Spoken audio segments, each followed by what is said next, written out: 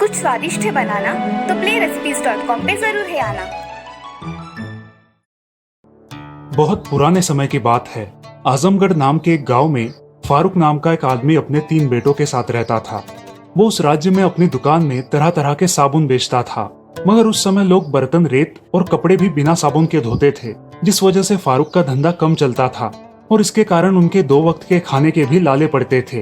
दिन भर साबुन बेचकर भी उनका गुजारा नहीं होता था। पिताजी, आज से आप काम पर मत जाइए, आज से काम पर मैं जाऊंगा। अरे बेटा, तुम अभी छोटे हो, तुम मत करो, तुमसे बड़े भी तो कुछ नहीं करते। नहीं नहीं पिताजी, आप काम पर नहीं जाएंगे। ऐसा कहकर असलम उसी राज्य में काम करने के लिए जाता है। बाजार जाकर उसे जो भी काम मिले वो कर लेता था। कभी बोझ उठा लेता तो कभी किसी का सामान बेच देता था। जिसको जैसी मदद चाहिए उसे मदद कर देता था। उसके बदले में जो भी दाम मिले उस कमाई से उनका घर का गुजारा होता था। फारूक उसके बेटे को खुद के पैरों पर खड़ा देख बहुत खुश था। एक दिन असलम बाजार में काम कर रहा था, तभी वहां एक शाही फरमान आता है, सबने अपने सर झुका लिए जाए, राजकुमारी इस रास्ते से जा रही है, सब रास्ते के किनारे खड़े हो जाए। सारे लोग रास्ते के किनारे खड़े हो जाते हैं और राजकुमारी की पालकी वहां आती है। अचानक पास ही के जंगल से एक शेर वहां आता है और सारे लोग भागने लगते हैं। शेर राजकुमारी के पालकी के पास आता है और जोर जोर से गुर्राने लगता है। उसी समय असलम पास ही लोहा पिघलाने वाली दुकान से एक जलती हुई लकड़ी उठाकर उस शेर के सामने खड़ा हो जाता है। राजकुमारी बहुत डर जाती है और पालकी से निकल के असलम के पीछे खड़ी हो जाती है। असलम बड़ी बहादुरी से शेर को भगा देता है। आपका बहुत बहुत धन्यवाद, आपने मेरी जान बचाई है। मंत्री जी, स्वर्ण मुद्राएं इनको भेंट दीजिए। ऐसा कहकर राजकुमारी वहां से चली जाती है और असलम घर लौट आता है। वो कुछ खोया खोया सा है। क्या हुआ असलम, तुम कुछ खोए खोए से हो? कुछ नहीं पिताजी, जिस राजकुमारी को मैंने बचाया उसके बदले में मुझे ये स्वर्ण मुद्राएं मिली है। तो जरा सोचिए, उस राज्य में काम करने वाले लोगों की कितनी कीमत होगी। पिताजी, मुझे लगता है हमें भी उस राज्य में जाना चाहिए। ऐसा सोचकर वे दोनों जाने के लिए निकलते हैं। राज्य से निकलकर उन्हें बहुत घना जंगल लगता है और उस जंगल के खत्म हो जाने के बाद एक बहुत बड़ा रेगिस्तान। रेगिस्तान में दिन में सफर करना मुश्किल होगा, इसलिए वो सोचते हैं कि रात में रेगिस्तान में सफर करेंगे। ऐसे ही दिन बीत रहे थे। एक दिन वे दोनों सोए हुए थे, तभी असलम को किसी आदमी की दर्द भरी आवाज सुनाई दी। असलम उठकर उस आदमी को देखने जाता है। असलम उसके पास जाता है और उसे अपने पास का पानी पिलाता है। वो बूढ़ा आदमी असलम को धन्यवाद देता है और उसे एक जादुई कप देता है। बेटा, इस कप में पानी की 5 बूंदे डालना और ये तुम्हें आगे क्या होने वाला है ये सब बता देगा। ऐसा कहकर वो आदमी गायब हो जाता है और असलम के हाथ में वो कप रह जाता है। असलम अपने पिता को जाकर ये सारी बात बताता है, लेकिन उनका इस पर विश्वास नहीं होता। वो दोनों अपनी आगे की यात्रा करने के लिए निकलते हैं। तभी रास्ते में उन्हें फिर एक जंगल लगता है। अचानक उस घने जंगल से एक शेर बाहर आता है। शेर उनके सामने खड़ा हो जाता है। इस बार उनके पास अपने रक्षण के लिए कुछ भी नहीं है। शेर गुर्राते हुए उनकी तरफ बढ़ने लगता है। उसी समय राजकुमारी चित्रांगना वहां मशाल लेके खड़ी हो जाती है। राजकुमारी ने उस शेर को अपनी मशाल दिखाकर भगा दिया और असलम के पास आई। धन्यवाद राजकुमारी, आपने हमारी जान बचाई। धन्यवाद? किस बात का? आपने उस दिन मेरी जान बचाई और आज मैंने आपकी जान बचाई। लेकिन राजकुमारी, आप यहाँ कैसे? मैं अपने पिता के साथ यात्रा के लिए आई थी और यहाँ पे रात को विश्राम करने रुकी हूँ। आप अब हमारे अतिथि बनकर हमारे राज्य में 8 दिन तक रहिए। बाद में आप अपने घर लौट सकते हैं। आप अब हमारे शाही अतिथि हैं। चलिए। असलम अब राजमहल में रहने लगा। एक दिन अचानक उसे उस जादुई कप की याद आई। उसने तुरंत वो कप निकाला और उसमें 5 बूंद पानी डाला। तब उसे दिखाई दिया कि राजा को कोई शैतान मारने वाला है। वो तुरंत ये सूचना राजा को देता है। महाराज, आपकी जान को खतरा है, कोई आपको मारना चाहता है। मुझे कोई मार नहीं सकता, मेरे पास ये मेरे शक्तिशाली अंगरक्षक है, तुम चिंता मत करो। ठीक है महाराज। ये कहकर असलम अपने कमरे में जाता है। उसी दिन की रात को असलम को कुछ अजीब सी आवाजें सुनाई देती है और वो अपने कमरे के खिड़की में से बाहर देखता है। उसे कुछ भी नजर नहीं आता। फिर वो महाराज के कक्ष के यहाँ आता है। तब वो देखता है कि कोई आदमी महाराज को मारना चाहता है। असलम तुरंत महाराज के कमरे में जाता है और उस आदमी को धक्का देकर नीचे गिरा देता है। सिपाहियों, इसे पकड़ो, ये राजा को मारना चाहता है। तभी सारे सिपाही भागकर उस आदमी को पकड़ते हैं। राजा भी नींद से जाग जाता है। राक्षस सारे सैनिकों को धक्का मारकर असलम की ओर जाता है। असलम, पहले तुम मेरे रास्ते का कांटा हो, पहले मैं तुमसे निपटूंगा, बाद में राजा से। ऐसा कह के राक्षस असलम को मारने आता है। तभी असलम की जेब में से वो कप गिर जाता है और राक्षस अपने मूल सिंह के वेश में आता है। तभी उस कप में से एक बूढ़ा आदमी निकलता है और उस सिंह को मार डालता है। सिंह को मार के वो बूढ़ा आदमी भी गायब हो जाता है। असलम, तुमने आज हमारी जान बचाई है। आज से तुम हमारे राज्य के प्रधानमंत्री हो। धन्यवाद महाराज, आपने मुझे इस काबिल समझा। ये सेवक आपकी सेवा में हमेशा तत्पर रहेगा। ये सुनकर राजा भी बहुत खुश हो गया। अब उनके राज्य में कोई समस्या भी नहीं थी। राजकुमारी असलम को मन ही मन चाहने लगी थी और ये इच्छा उसने अपने पिताजी को बताई। तुमने तो मेरे मन की बात छीन ली, मैं भी यही सोच रहा था। अब शुभ काम में देरी कैसी। महाराज ने असलम से शादी की बात की और राजकुमारी और असलम की शादी सफल रही। अब पूरे राज्य का कार्यभार प्रधानमंत्री असलम ही संभालने लगा और बहुत जल्द ही राजा ने असलम को अपने राज्य का राजा घोषित किया। इस प्रकार एक साबुन वाले का लड़का एक जिम्मेदार और कर्तव्यशील राजा बन गया। तो दोस्तों, ये कहानी हमें सिखाती है कि अच्छे कर्मों के फल अच्छे ही होते हैं।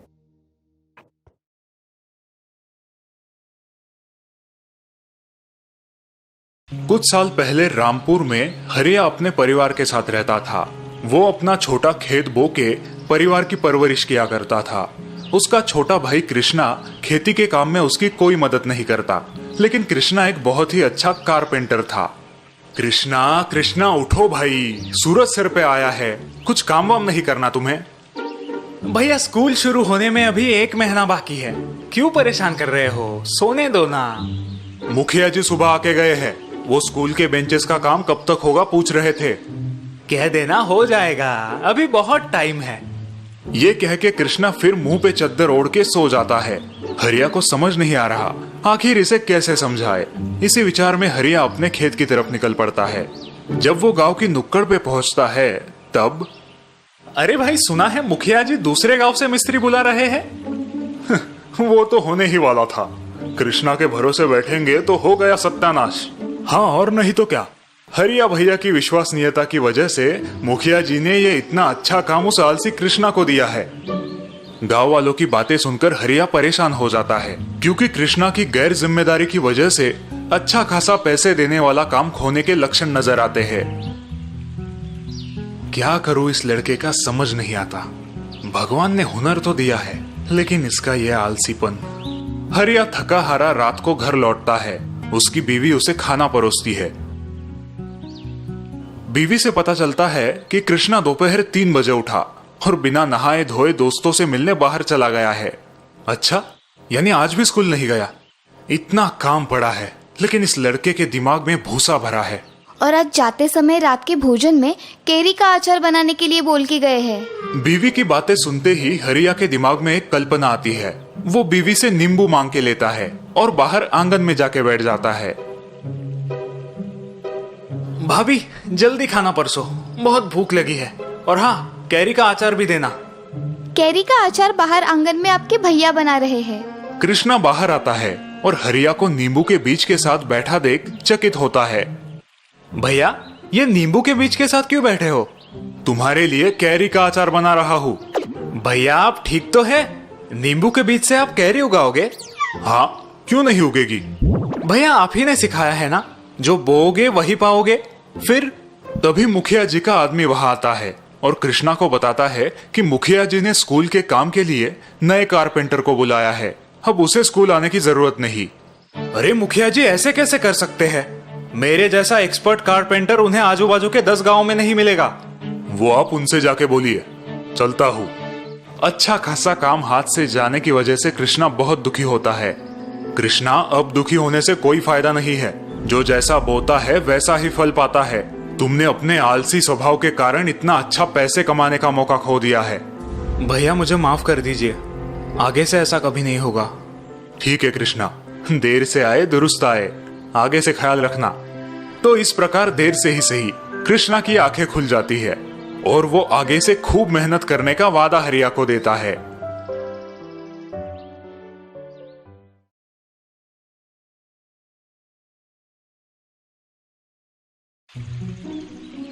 पवन एक मैकेनिक था जिसका गांव में एक गैरेज था। गांव के सभी लोग पवन के पास ही गाड़ियां बनाने आते थे। पवन पढ़ा लिखा नहीं था। बेटा मनीष, स्कूल जाओ, स्कूल का समय हो गया है। पवन अक्सर अपने बेटे मनीष को स्कूल जाने और पढ़ने लिखने के लिए कहा करता था, लेकिन मनीष पढ़ाई लिखाई में कमजोर था। मनीष, बोलो 4 पंचे कितना? वो मास्टर जी 16। वाह, 4 पंचे 16, बहुत अच्छे। अब हाथ आगे करो। मास्टर जी मनीष को छड़ी से मारा करते थे। अक्सर मनीष सालाना परीक्षा में फेल हो जाता था और फिर पवन उसे बैठकर समझाता था। बेटा देखो, मैं तो पढ़ नहीं पाया क्योंकि मेरे घर की हालत खराब थी, लेकिन मैं चाहता हूँ कि तुम पढ़ो लिखो, बहुत बड़े आदमी बनो और अपनी खुद की आलीशान गाड़ी में घूमो। पापा, मैं बहुत मेहनत करता हूँ, लेकिन मुझसे नहीं हो पाता। बेटा और मेहनत करो। साल बीते और मनीष उसी तरह परीक्षा में फेल होता गया। अब पवन ने मनीष से उम्मीद ही छोड़ दी थी कि वो कभी पढ़ पाएगा। बेटा मनीष, कल से गैरेज आया करो, कम से कम कुछ काम तो सीख लो। और अगले दिन से पवन अपने बेटे मनीष को गाड़ियां बनाना सिखाने लगा। मनीष को भी गाड़ियां बनाने का काम बहुत पसंद था। कुछ वर्ष बाद मनीष पवन से भी होशियार मैकेनिक बन गया और पवन बुढ़ापे के कारण बीमार हो गया। मेरी बड़ी ख्वाहिश थी कि तुम पढ़ो लिखो, बहुत बड़े इंसान बनो और अपनी खुद की आलीशान गाड़ी में घूमो।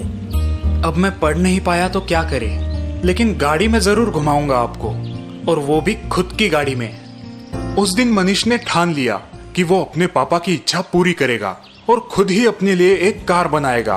उसने पूरी लगन के साथ अपना काम शुरू किया। लगभग 2 साल बाद मनीष की मेहनत रंग लाई और उसने खुद के लिए एक शानदार कार बनाई।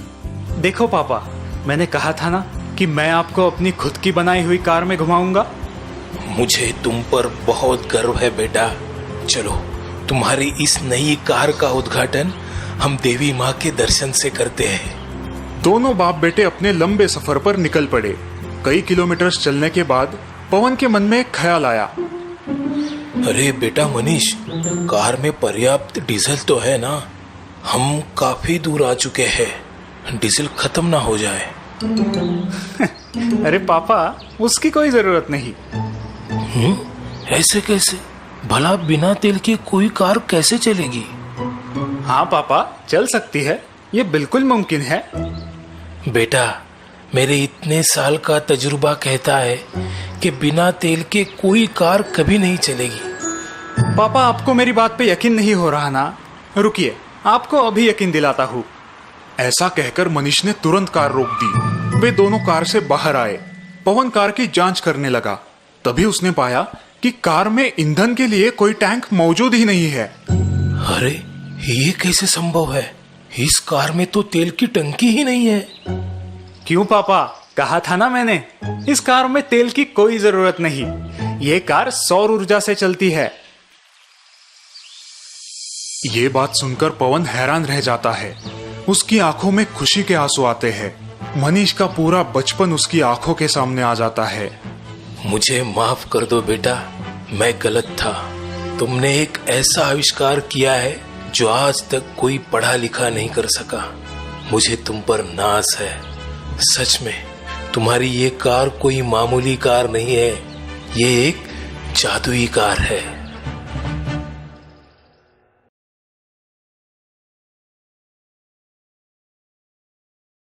सोमनाथ एक बहुत मेहनती और ईमानदार किसान था। खुद अनपढ़ होने के बावजूद उसने अपने इकलौते बेटे सुरेंद्र को अच्छी शिक्षा दी थी। अब सुरेंद्र आगे की पढ़ाई के लिए गांव से बहुत दूर शहर जा रहा था। पिताजी, अब मैं कम से कम 1 साल गांव नहीं आ पाऊंगा। आप अपना ख्याल रखना। तुम मेरी चिंता मत करो बेटा, बस मन लगा के पढ़ाई करना। अब मेरी सारी आशाएं तुम्ही पर है। हाँ पिताजी, मैं आपको निराश नहीं करूंगा।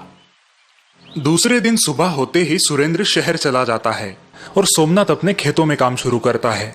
कुछ देर बाद गांव के साहूकार का चेला शंकर वहां आ टपकता है। और सोमनाथ भैया कैसे है? भगवान की कृपा है। बस मेरा सुरेंद्र अफसर बन जाए तो मैं आराम ही आराम करूंगा। वो तो आप अभी कर सकते हो, गांव के हीरामल साहूकार कब से आपकी जमीन खरीदना चाहते हैं, वो भी दुगने दाम में। नहीं शंकर, एक किसान के लिए उसकी जमीन माँ के समान होती है और माँ का भी कोई सौदा करता है भला। अब आपकी मर्जी, लेकिन इस साल बहुत भयंकर सूखा आने का अंदेशा है और अब तो सुरेंद्र भी नहीं है आपकी सहायता के लिए। देखते हैं। शंकर सोमनाथ को जमीन बेचने के लिए राजी नहीं कर पाता और वहां से निकल पड़ता है। यह बूढ़ा बहुत जिद्दी है, अब साहूकार मुझ पर नाराज होंगे। ऐसे ही महीनों बीत जाते हैं। सुरेंद्र और सोमनाथ एक दूसरे को चिट्ठियां लिखकर अपनी खुशहाली बताया करते थे। सोमनाथ, तुम्हारी चिट्ठी है भाई, सुरेंद्र ने भेजी। डाकिया जी, जरा ये चिट्ठी पढ़ के तो सुनाइए। डाकिया सोमनाथ को सुरेंद्र की चिट्ठी पढ़ के सुनाते हैं। चलो अच्छा है, सुरेंद्र की पढ़ाई ठीक चल रही है। हाँ, होनहार है तुम्हारा बेटा, जल्द ही तुम्हारे अच्छे दिन आएंगे सोमनाथ। हाँ, इसी उम्मीद में दिन काट रहा हूँ। बस हमेशा की तरह मेरी तरफ से 2 शब्द खुशहाली के उसे लिख दीजिए। हाँ क्यों नहीं, अभी लिख देता हूँ। जुलाई खत्म होके अगस्त शुरू हुआ था, लेकिन बारिश का कोई नामो निशान नहीं था। सारे गांव वाले चिंतित थे। अब एक ताजा खबर। सरकारी मौसम विभाग के अनुसार देश के हर राज्य में औसत 10% ही बारिश होने का अनुमान है। नागरिकों से निवेदन है कि उपलब्ध पानी का इस्तेमाल समझदारी से करें। लगता है इस साल फसल नहीं हो पाएगी, फिर से साहूकार से कर्जा उठाना पड़ेगा। हाँ भाई, जमीन भी गिरवी है, उसे तो अच्छा मौका ही मिल जाएगा गरीबों को लूटने का। और गांव के अधिकतम कुएं भी साहूकार के पास ही है गिरवी। सोमनाथ भी अपने घर में चिंतित बैठा है। लगता है शंकर की बात सच होने वाली है। आषाढ़ खत्म होके श्रावण शुरू हुआ है, लेकिन आसमान से एक पानी की बूंद नहीं टपकी। कुएं की गहराई बढ़ा दूं तो शायद पानी मिले। ये सोच के सोमनाथ सीढ़ी लेके अपने घर के माले पे चढ़ता है और वहां से कुदाल और फावड़ी निकालता है, लेकिन इसी दौरान वो पैर फिसल के गिर जाता है। सोमनाथ के हाथों में और घुटनों में गंभीर चोटें आती है। हे भगवान, ये क्या हो गया? अब मैं कुआं कैसे खोदूं? अनाज कैसे बोऊं? घर पे आराम कर रहा सोमनाथ डाकिये की मदद से अपने बेटे सुरेंद्र को चिट्ठी लिखता है और यहाँ का सारा हाल बयां कर देता है। चलो भाई सोमनाथ, मैं निकलता हूँ, तुम अपना ख्याल रखना। डाकिया के जाने के बाद शंकर सोमनाथ के घर आता है। कैसी है तबीयत अब सोमनाथ भैया? भगवान की कृपा है, हड्डी नहीं टूटी, लेकिन दर्द से बेहाल हूँ। लेकिन अब तुम क्या करोगे? तुम्हारा बेटा तो यहाँ आने से रहा। मेरी मानो अपनी जमीन साहूकार को बेच दो और शहर अपने बेटे के पास चले जाओ, सुखी हो जाओगे। शायद तुम ठीक कह रहे हो। शंकर खुश होके सोमनाथ के घर से बाहर निकलता है। चलो, आखिर ये जिद्दी बूढ़ा मान ही गया। यह शहर में सुरेंद्र अपनी परीक्षा की तैयारी कर रहा था, लेकिन वो पिताजी की चिट्ठी पढ़ के सोच में पड़ गया। बेटा सुरेंद्र, इस साल सूखे की वजह से शायद फसल ना हो पाए, लेकिन अगर तुम यहाँ होते तो मैं हमारा कुआं खोद के उसकी गहराई बढ़ा देता, थोड़ी बहुत सब्जियां बो लेता।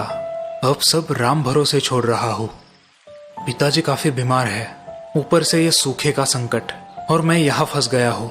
कुछ तो करना पड़ेगा। कुछ दिन बाद डाकिया सुरेंद्र की चिट्ठी लेके आता है और सोमनाथ को पढ़ाता है। प्रणाम पिताजी, आपकी चिट्ठी मिली, लेकिन आप हमारा कुआं और ज्यादा मत खोदिए। हमारे पुरखों ने वहाँ गुप्त धन छुपाया है। ये बात मुझे दादी ने उनके स्वर्गवास से पहले बताई थी और सही समय पर आपको बताने का वचन मुझसे लिया था। क्या? चिट्ठी पढ़ते ही दोनों चौंक जाते हैं। वाह सोमनाथ, तुम्हारा तो भाग्य खुल गया भाई। डाकिया वहां से निकलता है, तभी रास्ते में उसे शंकर मिलता है। क्यों डाकिया जी, क्या खबर? लाखों में एक खबर है भाई। क्या बात कर रहे हो, जरा हमें भी बताओ भाई। डाकिया शंकर को सोमनाथ के कुएं के बारे में बताता है और वो सुन के शंकर की आंखें फैल जाती है। उसी रात शंकर फावड़ा और कुदाल लेके चुपके से सोमनाथ के खेत में आता है और उसका कुआं खोदने लगता है। ये गुप्त धन अगर मुझे मिल गया तो मैं खुद ही साहूकार बन जाऊंगा। बहुत देर तक कुआं खोदने के बाद भी शंकर के हाथों कुछ नहीं लगता और वो परेशान हो जाता है। हाँ, ये क्या, लगभग 10 हाथ गहरा खोदा है कुआं, फिर भी कुछ नहीं दिख रहा। अब तो सूर्योदय भी होने को है, किसी ने मुझे यहाँ देख लिया तो लेने के देने पड़ जाएंगे। सुबह सोमनाथ लंगड़ते हुए कुदाल लेके खेत पहुंचता है। कुछ तो करना होगा। कुआं खोदने की थोड़ी थोड़ी कोशिश करता हूँ, सोमनाथ जैसे ही कुएं के पास आता है वो दंग रह जाता है। अरे ये क्या, ये किसने खोदा? खोदा हुआ कुआं पानी से भरा देख सोमनाथ खुश हो गया, लेकिन तभी उसे सुरेंद्र की बताई बात याद आई। ये क्या हो गया? सुरेंद्र ने तो मुझे कुआं खोदने से मना किया था।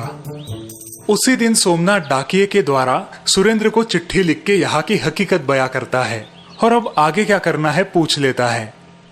बेटा, यह चमत्कार हो गया है। तुमने मुझे कुआं खोदने से मना किया था, लेकिन एक रात किसी ने हमारा कुआं काफी गहराई तक खोद दिया और अब कुआं पानी से भर गया है। अब मैं क्या करूं? हाँ, मुझे पता था पिताजी। गांव में एक कान की खबर दूसरे कान तक पहुंचने में देर नहीं लगती। सुरेंद्र तुरंत सोमनाथ को जवाब लिखता है। पिताजी, अब आप मनचाही सब्जियां बोइए।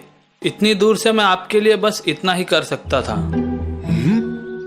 सुना तुमने तुम्हारे बेटे ने क्या लिखा है? मनचाही सब्जियां बो। वाह भाई वाह, उधर शहर में बैठ के यहाँ बाप के लिए कुआं खुदवाया, वो भी मुफ्त। बेटा हो तो ऐसा,